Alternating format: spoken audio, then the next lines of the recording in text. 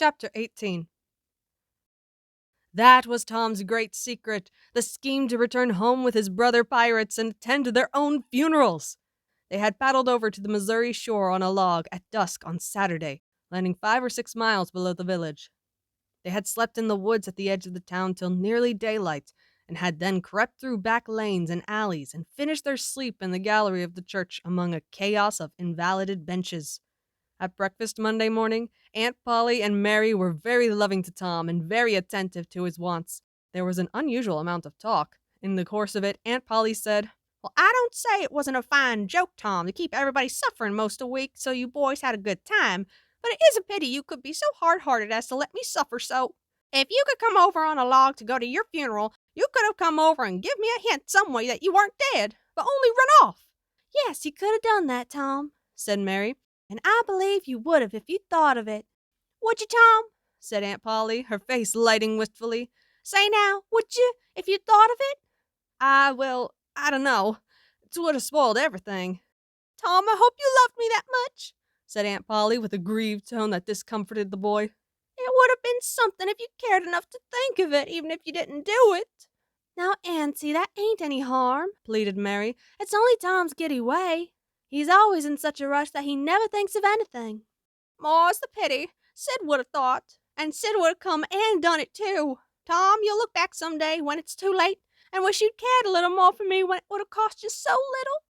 "Now, Auntie, you know I do care for you," said Tom. "I'd know it better if you acted more like it." "I wish now I'd thought," said Tom with a repentant tone. "But I dreamt about you anyway. That's something, ain't it?" "It ain't much. A cat does that much, but it's better than nothing. What did you dream?" "Why, Wednesday night I dreamt that you was sitting over there by the bed, and Sid was sitting by the wood box, and Mary next to him." "Well, so we did. So we always do. I'm glad your dreams could take even that much trouble about us." "And I dreamt that Joe Harper's mother was here." "Why, she was here. Did you dream any more?" "Oh, lots, but it's so dim now." "Well, try to recollect, can't you?" "Somehow it seems to me that the wind blowed the Try harder, Tom. The wind did blow something. Come." Tom pressed his fingers on his forehead an anxious minute, and then said, I've got it now. It blowed the candle." "Mercy on us! Go on, Tom, go on." "And it seems to me that you said, why, I believe that door... Go on, Tom. Just let me study a moment, just a moment.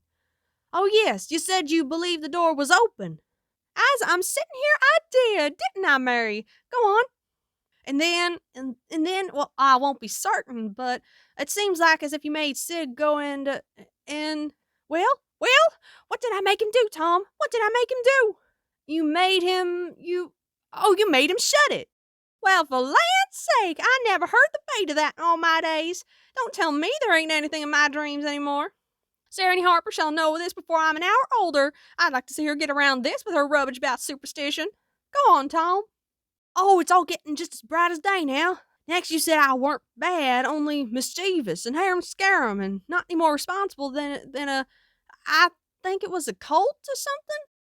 "And so it was." "Well, goodness gracious, go on, Tom." "And then you began to cry." So I did. Not the first time neither. And then Mrs. Harper, she began to cry and said Joe was just the same, and she wished she hadn't whipped him for taking cream when she'd throwed it out her own self." "Tom, the spirit was upon you. You was prophesying, that's what you was doing. Land alive, go on, Tom." "And Sid, he said, I don't think I said anything," said Sid. "Yes, you did, Sid," said Mary. "Shut your heads and let Tom go on. What did he say, Tom?" I think he said he hoped I was better off where I was gone to, but if I'd been better sometimes." "There, did you hear that? It was his very words." "And you shut him up sharp." "I lay I did. There must have been an angel there. There was an angel there somewheres." "And Mrs. Harper told about Joe scaring her with the firecracker, and you told about Peter and the painkiller." "Just as true as I live." "Then there was a whole lot of talk about dragging the river for us, and about having the funeral Sunday. And then you and old Miss Harper hugged and cried, and she went." It happened just so, as sure as I'm a-sitting in these very tracks. Tom, you couldn't have told it more as if you'd have seen it. And then what? Go on, Tom." "Then I thought you prayed for me. and I could see you and hear every word you said, and you went to bed, and I was so sorry that I took and wrote on a piece of sycamore bark, 'We ain't dead, we are only off being pirates,' and put it on the table by the candle. And then you looked so good laying there asleep that I thought I went and leaned over and kissed you on the lips. Did you, Tom? Did you? I just forgive you everything for that." And she seized the boy in a crushing embrace that made him feel like the guiltiest of villains. "It was very kind, even though it was only a dream," Sid soliloquized just audibly. "A body does just the same in a dream as he'd do if he was awake.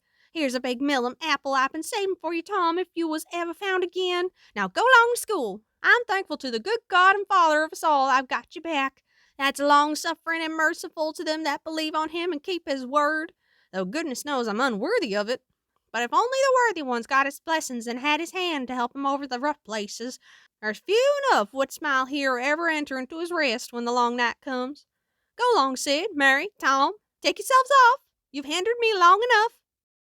The children left for school, and the old lady to call on Mrs. Harper and vanquish her realism with Tom's marvelous dream. Sid had better judgment than to utter the thought that was in his mind as he left the house. It was this: "Pretty thin. As long a dream as that, without any mistakes in it." What a hero Tom was become now! He did not go skipping and prancing, but moved with a dignified swagger as becomes a pirate who felt that the public eye was on him. And indeed it was. He tried not to seem to see the looks or hear the remarks as he passed along, but they were food and drink to him. Smaller boys than himself flocked at his heels, as proud to be seen with him and tolerated by him as if he had been the drummer at the head of a procession, or the elephant leading a menagerie into town. Boys of his own size pretended not to know he had been away at all, but they were consuming with envy nevertheless. They would have given anything to have that swarthy, suntanned skin of his, and his glittering notoriety, and Tom would not have parted with either for a circus. At school, the children made so much of him and of Joe, and delivered such eloquent admiration from their eyes, that the two heroes were not long in becoming insufferably stuck up. They began to tell their adventures to hungry listeners, but they only began. It was not a thing likely to have an end with imaginations like theirs to furnish material. And finally, when they got out their pipes and went serenely puffing around, the very summit of glory was reached. Tom decided that he could be independent of Becky Thatcher now. Glory was sufficient. He would live for glory. Now that he was distinguished, maybe she would be wanting to make up. Well, let her. She should see that he could be as indifferent as some other people. Presently she arrived. Tom pretended not to see her. He moved away and joined a group of boys and girls and began to talk. Soon he observed that she was tripping gaily back and forth with flushed face and dancing eyes, pretending to be busy chasing schoolmates and screaming with laughter when she made a capture. But he noticed that she always made her captures in his vicinity, and that she seemed to cast a conscious eye in his direction at such times too. It gratified all the vicious vanity that was in him, and so, instead of winning him, it only set him up the more and made him the more diligent to avoid betraying that he knew she was about. Presently she gave over skylarking, and moved irresolutely about, sighing once or twice and glancing furtively and wistfully toward Tom. Then she observed that now Tom was talking more particularly to Amy Lawrence than to anyone else. She felt a sharp pang and grew disturbed and uneasy at once. She tried to go away, but her feet were treacherous and carried her to the group instead. She said to a girl almost at Tom's elbow with sham vivacity, "Why, Mary Austin, you bad girl, why didn't you come to Sunday school?" "I did come. Didn't you see me?" "Why, no, did you? Where did you sit?" "I was in Miss Peters' class, where I always go. I saw you." "Did you? Why, it's funny, I didn't see you. I wanted to tell you about the picnic." "Oh, that's jolly. Who's going to give it?" "My ma's going to let me have one." "Oh, goody. I hope she'll let me come." "Well, she will. The picnic's for me. She'll let anybody come that I want, and I want you." "That's ever so nice. When is it going to be?" "By and by. Maybe about vacation." "Oh, won't it be fun? You going to have all the girls and boys?" "Yes, everyone that's friends to me or wants to be." and she glanced ever so furtively at Tom. But he talked right along to Amy Lawrence about the terrible storm on the island, and how the lightning tore the great sycamore tree all to flinders while he was standing within 3 feet of it. "Oh, may I come?" Said Grace Miller. "Yes." "And me?" Said Sally Rogers. "Yes." "And me too?" Said Susie Harper. "And Joe?" Yes. And so on, with clapping of joyful hands till all the group had begged for invitations but Tom and Amy. Then Tom turned coolly away, still talking, and took Amy with him. Becky's lips trembled, and the tears came to her eyes. She hid these signs with a forced gaiety and went on chattering, but the life had gone out of the picnic now, and out of everyone else. She got away as soon as she could and hid herself and had what her sex called a good cry. Then she sat moody, with wounded pride, till the bell rang. She roused up now, with a vindictive cast in her eye, and she gave her plaited tails a shake and said she knew what she'd do. At recess, Tom continued his flirtation with Amy with jubilant self-satisfaction, and he kept drifting about to find Becky and lacerate her with the performance. At last he spied her, but there was a sudden falling of his mercury. She was sitting cozily on a little bench behind the schoolhouse looking at a picture book with Alfred Temple, and so absorbed were they, and their heads so close together over the book, that they did not seem to be conscious of anything in the world besides. Jealousy ran red-hot through Tom's veins. He began to hate himself for throwing away the chance Becky had offered for a reconciliation. He called himself a fool and all the hard names he could think of. He wanted to cry with vexation. Amy chatted happily along as they walked, for her heart was singing, but Tom's tongue had lost its function. He did not hear what Amy was saying, and whenever she paused expectantly, he could only stammer an awkward assent, which was often misplaced as otherwise. He kept drifting to the rear of the schoolhouse again and again to sear his eyeballs with the hateful spectacle there, and it maddened him to see, as he thought he saw, that Becky Thatcher never once suspected that he was even in the land of the living. But she did see, nevertheless, and she knew she was winning her fight, too, and was glad to see him suffer as she had suffered. Amy's happy prattle became intolerable. Tom hinted at things he had to attend to, things that must be done, and time was fleeting. But in vain, the girl chirped on. Tom thought, "Oh, hang her, ain't I ever going to get rid of her?" At last he must be attending to those things, and she said artlessly that she would be around when school let out, and he hastened away, hating her for it. Any other boy, Tom thought, grating his teeth, any boy in the whole town but that St. Louis smarty that thinks he dresses so fine in his aristocracy. Oh, all right, I licked you the first day you ever saw this town, mister, and I'll lick you again. You just wait till I catch you out. I'll just take in—" And he went through the motions of thrashing an imaginary boy, pummeling the air and kicking and gouging. "Oh, you do you? You holler enough, do you? Now then, let that learn you." And so the imaginary flogging was finished to his satisfaction. Tom fled home at noon.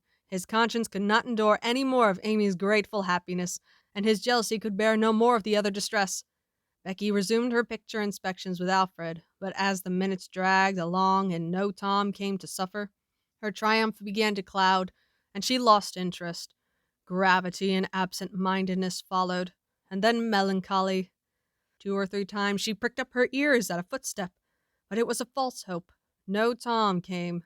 At last she grew entirely miserable, and wished she hadn't carried it so far, when poor Alfred, seeing that he was losing her, he did not know how, kept exclaiming, "Oh, here's a jolly one, look at this!" She lost patience at last, and said, "Oh, don't bother me, I don't care for them," and burst into tears and got up and walked away. Alfred dropped alongside and was going to try to comfort her, but she said, "Go away and leave me alone, can't you? I hate you!" So the boy halted, wondering what he could have done, for she had said she would look at pictures all through the nooning, and she walked on, crying. Then Alfred went musing into the deserted schoolhouse. He was humiliated and angry. He easily guessed his way to the truth.